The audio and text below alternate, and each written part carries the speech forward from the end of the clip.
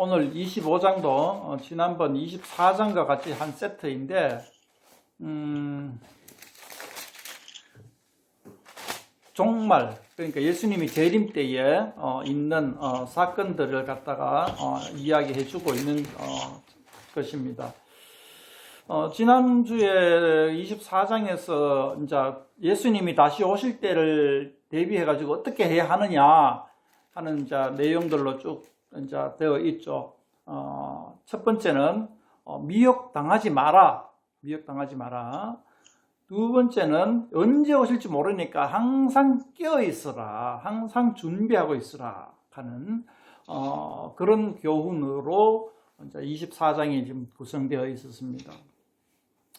그리고 이제 준비하는 것이 무엇이냐, 깨어 있는 게 무엇이냐 하는 것에 대해서 잠깐 그때 한번 살펴보았었는데 충성되고 지혜 있는 종이 때를 따라 양식을 나눠줄 자, 이걸 이제 우리가 잠시 살펴보았고, 또 예수님 다시 오실 때에 한 사람은 데려가고 한 사람은 데려가지 않는 걸 볼 때에 평소에 일에 충실하고 있었다 하는 그 정도로만 우리가 한번 살펴보았었죠. 깨어가 준비하고 있는 게 뭐냐라는 것에 대해서.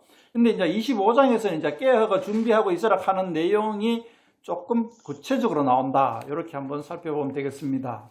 그러니까 이제 사실상은 예수님이 다시 오실 것에 대해서 우리가 어떻게 대비하는가에 대한 내용은 25장이 조금 더 이제 우리가 살펴볼 것들이 많다고 볼 수가 있겠죠.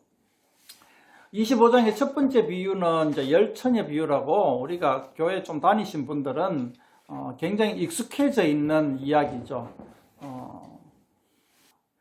이 등불을 준비하지 못한 5 처녀는 혼인잔치에 참여하지 못하고 등불에 기름을 준비한 5 처녀는 혼인잔치에 참여를 하게 됐다 하는 비유를 이제 이야기해 줍니다. 이게 아마 종종 일어나는 유대 문화의 이제 어떤 사건인가 봐요.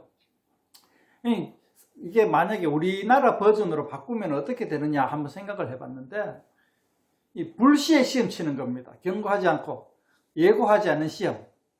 아마 대학생들은 그런 경우를 종종 당하죠. 강의 들으러 딱 갔는데 갑자기 교수님이 시험지를 쫙 나눠주고 치는 거예요. 그런 불시에 치는 시험이라고 생각하면 되겠습니다. 그래서 학생들은 항상 공부하고 있어야 되죠. 항상 언제 시험 칠지 모른다 하고 이제 공부하고 있어야 되는 거죠. 고등학생들은 그런 경우가 잘 없죠, 그죠? 선생님이 늘 예고하고 시험 치는데, 저는 대학교 다닐 때는 불시에 시험 치는 경우가 종종 있었어요, 교수님들이. 그래서 늘 공부하고 있는 학생들은 점수 괜찮게 나오는데, 기말고사 때, 중간고사 때 벼락치기 하는 사람들은 그렇게 불시에 시험 치면은 다 그냥 백지 상태로 제출을 해야 되죠. 그런 비유랑 비슷한 것 같아요, 이 열처녀 비유는. 그래서 열처녀 비유는 24장에서 이야기한 것처럼 늘 깨어 있어라, 늘 준비하고 있어라 하는 교훈입니다. 그럼 뒤에 이제 달란트 비유하고 양과 염소의 비유가 나오는데, 그럼 어떻게 준비하는 거냐? 이 달란트 비유에서 보면은 10달란트 받은 사람은, 이 달란트 하는 경우 우리나라 말로 하라면은 수억 대입니다. 한 산은 안 해봤지만은, 그러니까 이 한 달란트 하면은 수억이라고 생각하면 되겠습니다. 그러니까 이게 그냥 생계 자금도 아니고 작은 규모의 그냥 대출도 아니고 큰 사업을 한 펀드 기준입니다. 그냥 몇십억이 왔다 갔다 하면서 펀드하는 그런 거라고 생각하면 되겠습니다. 그러니까 이 10달란트 맡은 사람은 거의 아주 큰 국가적 프로젝트를 맡은 그런 어떤 돈입니다. 그런 돈을 맡아가지고 10달란트 받은 사람은 다시 또 이제 사업을 잘 해가지고 10달란트 남겼다. 5달란트입니까? 예, 5달란트 받은 사람은 5달란트를 남겼다. 애플 CEO가 누굽니까? 잘 아이폰 터뜨려가지고 그냥 대박 친 것 같은 그런 걸 했다, 이겁니다.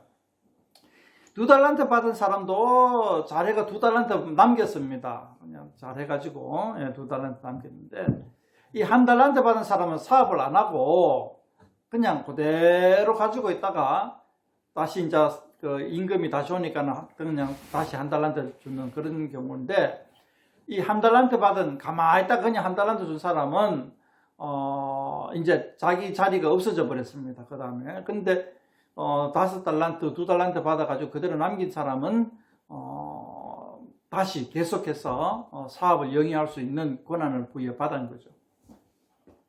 그러니까 이 달란트 비유를 통해서 우리가 알 수 있는 것은 예수님 다시 오실 때에 우리가 성실히 행하여야 된다는 거죠.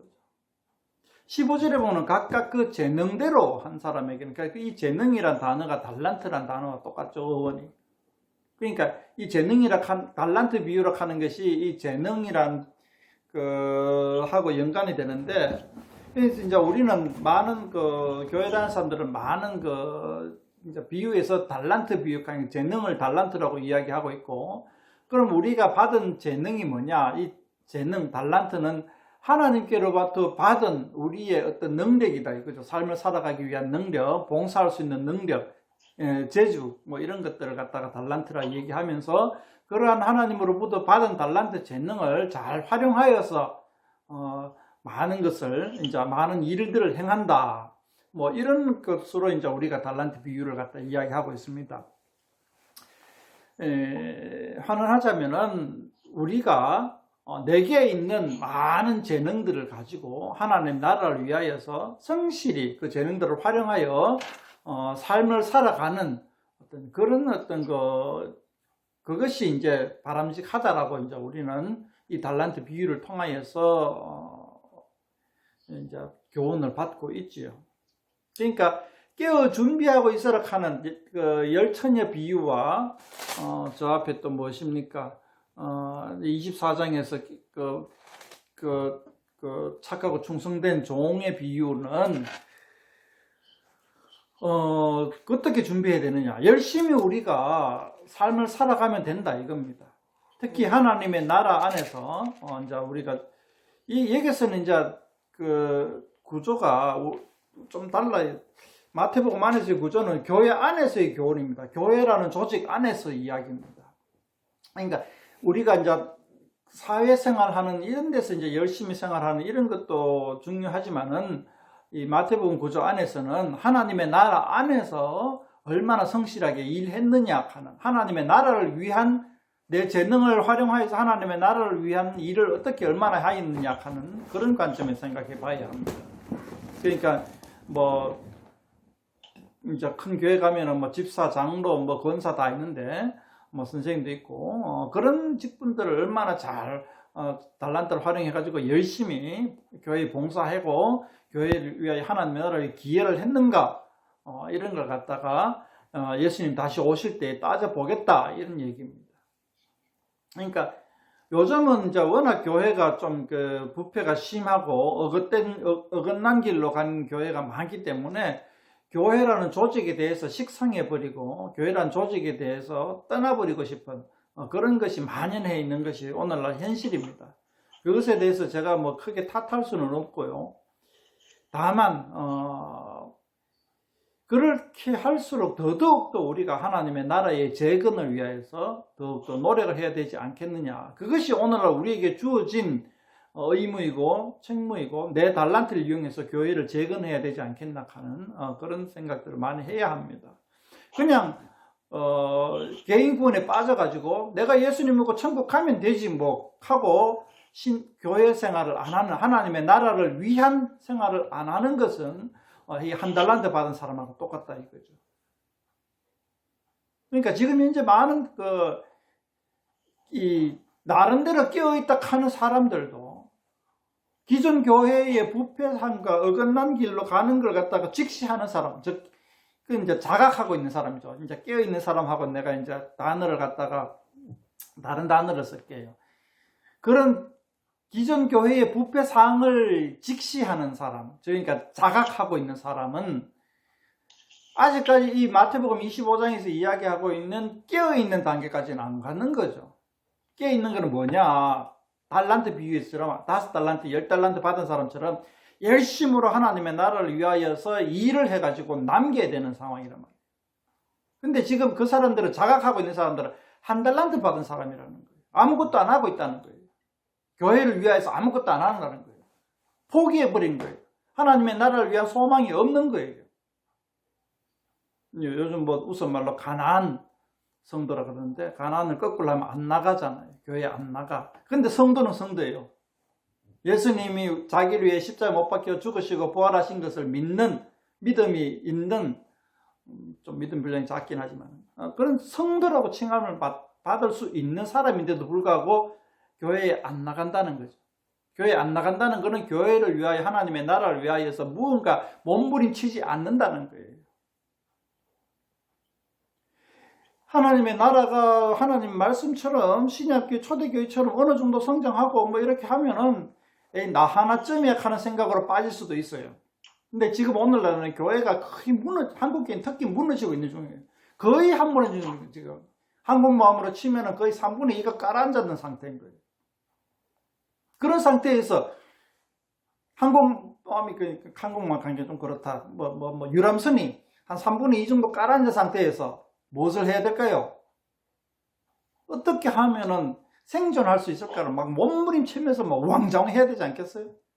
그런데 난장하게 앉아가지고 밥만 먹고 그냥 즐기고 있는 거예요. 지금 깔아놓은 유람선에서. 그게 오늘날 우리 이른바 자각하고 있는 사람들, 가난한 성도들. 정말 안타까운 일일 거예요. 세 번째, 이제 그 문단의 31절부터, 이건 비유, 양과 염소 비유라고 하면 되겠네요. 세 번째 비유, 양과 염소 비유인데, 예수님이 다시 오실 때에 양과 염소를 구분하는 것 같이 한다. 이 양과 염소는 비슷하잖아요. 그 한 울타리 안에 있어요. 그죠? 양과 염소를 한 울타리 안에 키워요. 양떼를 안 키워봐서 목축을 안 해봐가지고 잘 모르겠습니다만은, 염소를 양들 사이에 집어넣으면은 염소가 양들이 뿔뿔이 안 흩어지고 염소 주변에 똘똘 뭉쳐 모여 있다는 겁니다. 강한 놈 사이에 모여 있다는 거죠. 양은 약하기 때문에 강한 놈에 붙어 있으려고 하는 습성이 있는가 봐요. 그래서 이제 울타리 안에 양과 염소를 넣어놓는데, 나중에는 이제 필요한 거는, 정작 필요한 거는 양이죠. 염소가 아니라. 그래서 이제 양과 염소를 구분하는가 봅니다. 목자가 저녁이 되면은. 그래서 이제 양과 염소를 구분하는 걸 갖다가 이제 비유로 이제 듣는데, 우리나라 사람들은 이게 별로 와닿지가 않죠. 양과 염소 비유가. 근데 어쨌든 양은 좋은 놈, 염소는 뭐 별로 필요 없는 놈, 이렇게 생각하면 되겠고,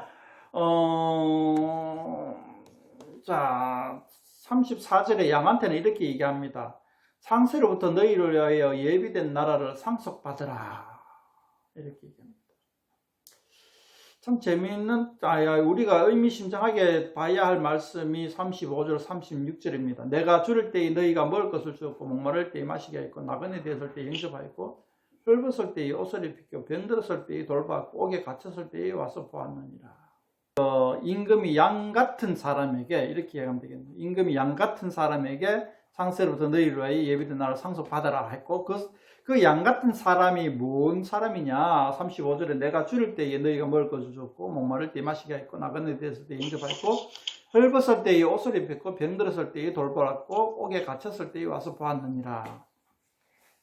이 말이 길으니까 좀 우리가 한순간에 팍 필받는 단어로 바꾼다면은, 약한 자를 돌봐주었다는 거죠. 그러니까 임금이 자기가 약할 때 자기를 돌봐줬다는 거예요. 우리나라에 우리나라도 아니고 어느 나라인가. 임금이 갑자기 그냥 쿠데타가 일어나가 쫓겨가서 가지고 막 어디 변방에 갔을 때 돌봄을 받았나? 그렇게 생각해 볼 수도 있는데 그게 아닌 것 같아요. 그죠? 임금이 반란 때문에 도망가고 망명 간 게 아니고, 임금이 저 밑에 보면 이렇게 하는 겁니다. 이제 40절에 보면은 여기 내 형제 중에 지극히 작은 자 하나에게 한 것이 곧 내게 한 것이니라. 임금이 자기 형제에게 잘한 것이 곧 자기에게 한 것이다.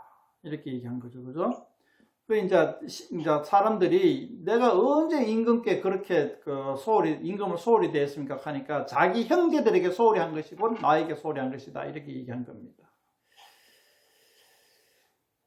근데 또 우리가 한번 생각해 볼 게 뭐예요? 임금 형제가 임금 형제가 왜 소홀히 돼? 임금 형제면은 뭡니까? 뭐, 왕족인데. 왜 헐벗고 굶주리고 뭐 나그네 되고 이랬을까? 뭐 좀 앞뒤가 안 맞는 그런 상황 파악이 잘 안 되죠, 그죠? 우리는 이제 이 임금 이야기도 자세히 쳐다보면은 좀 그 상황이 이해가 잘 안 될 수가 있어요. 그런데 우리는 워낙 익숙해져 있는 비유라 가지고 교회 오래 다니신 분들은 익숙해져 있는 비유라 가지고 그냥 그러려니 하고 넘어가 버리는데.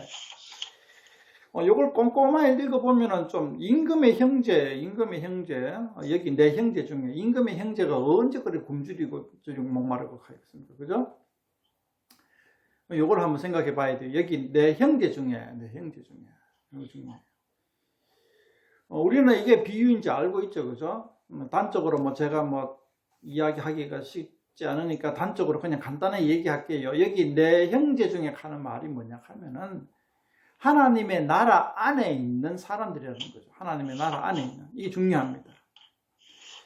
요즘 신앙생활 하시는 분들이 좀 열심히 나는 신앙생활 잘 한다 하고 자긍심이 있는 사람들이 구제하고 구휼하고 가난한 사람들을 돌보고 하는 것을 굉장히 자랑해요. 그런데 안타까운 거는 하나님의 나라를 생각을 안 한다는 거예요. 하나님의 나라를 생각 안 해요. 여기 내 형제 중에 하는 거는 하나님의 나라 안에 있는 사람을 얘기하는 거예요. 하나님의 나라 안에 있는 사람. 이걸 갖다가 우리는 캐치를 해야 돼요. 이 당연한 얘기가 아니고 여기는 그렇게 민감하게 표현을 안 해놨어요. 그냥 평범하게 그냥 썩 지나가는 투로 내 형제 중에 이렇게 해놨어요. 내 형제 중에. 그냥 국민 중에가 아니고 내 형제 중에, 왕족 중에.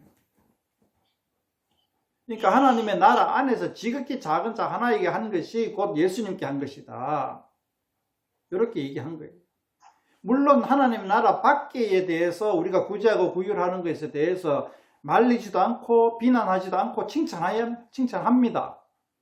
그렇지만은 하나님이 예수님이 다시 임하여 가지고 우리가 양과 염소를 구분하고 할 때에 하나님의 나라 안에서 어떻게 행하냐 그걸 한번 따져보겠다는 거죠.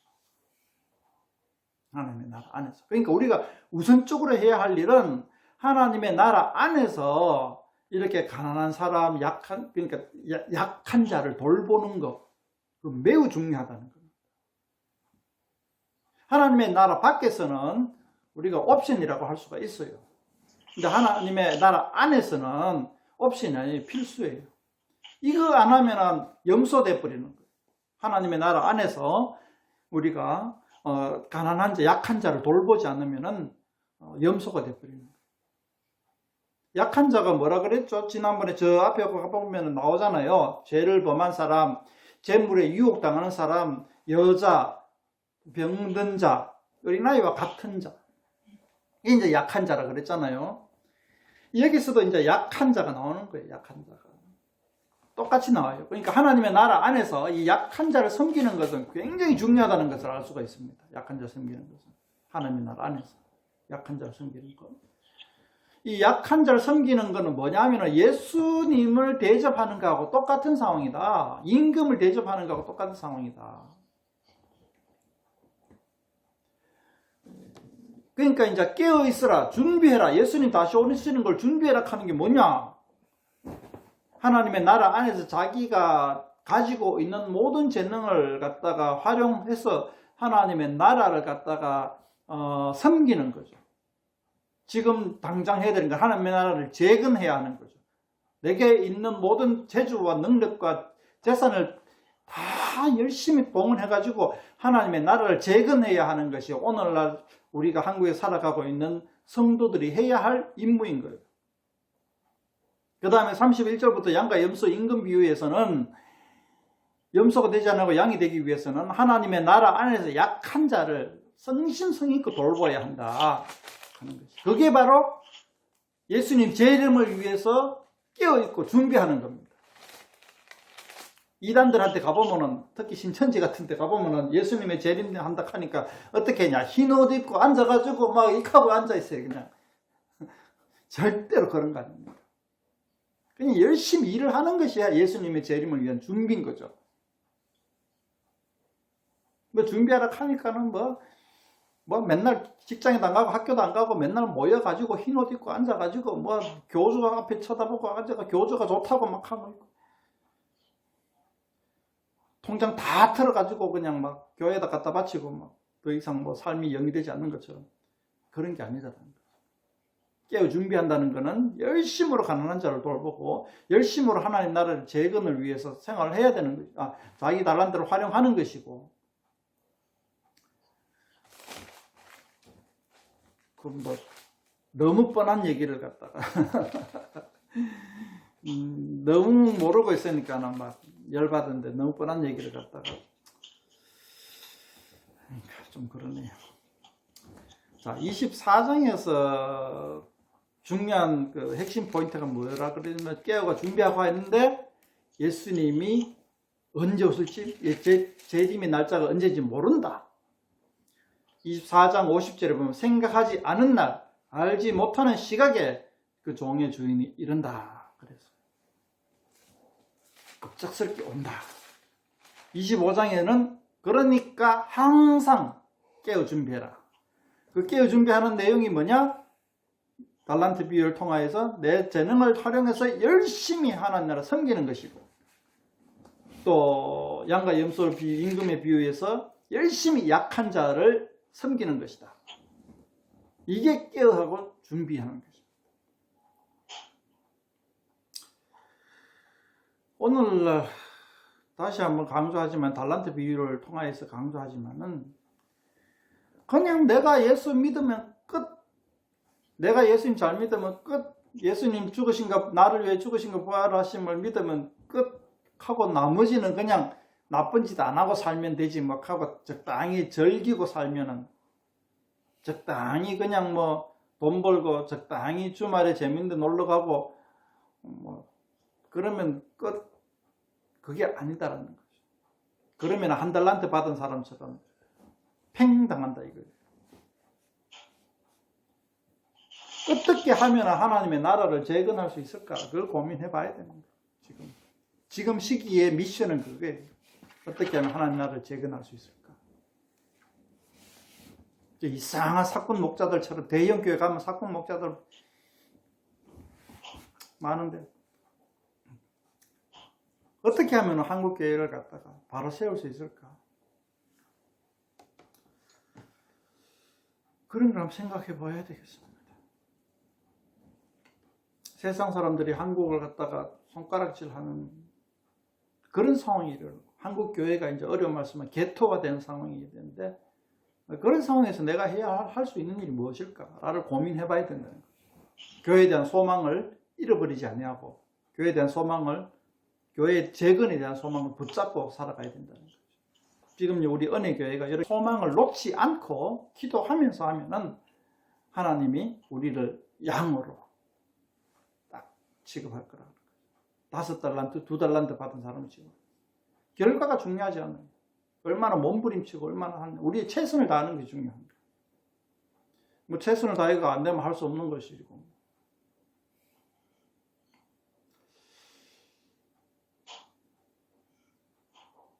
네.